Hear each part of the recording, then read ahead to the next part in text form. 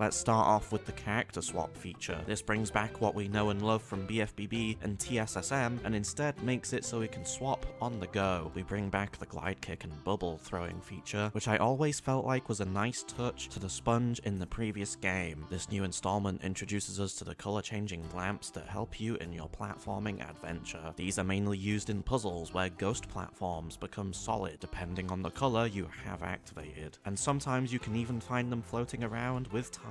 Now let's move on to enemies. There's a small amount of different ones you can encounter through the game, in the form of ghosts. If I'm being completely honest, there's not really that many enemy types to deal with, and I wasn't really a fan of this. In previous games there were definitely more, and they even appeared in abundance. In BFBB you had a decent amount of robots to face. Each felt like had unique abilities and moves for you to combat and work your way around as you went through the game. Movie Game inherited a lot of these enemy types, while even adding extra ones into the mix. Cosmic Shake was a similar case with the jelly monsters, even if there were less in that title. With the current new release in question, it's very lacking in comparison to what we've seen before, which is fine. I can move past it and they're all still fun to deal with, but it's something that's stuck in my mind since completing my playthrough. Another thing that comes to mind is the bosses. Now I will be real for a second, I did enjoy what I experienced here. The bosses were actually better than Cosmic Shake. My main complaint about this is about the final boss. You basically fight both Neptune and Dutchman at the same time, and it feels like the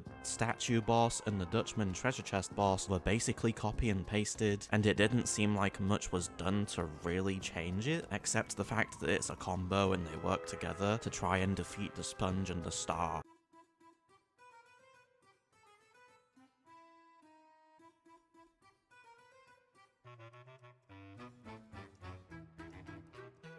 I will move on to the music of this game just as a potential final gameplay segment thought. In all honesty, the music was nice, although in regards to bosses, it definitely felt underwhelming to me. This game definitely makes me look back on Cosmic Shake and makes me realize we had truly something good there with a lot of aspects.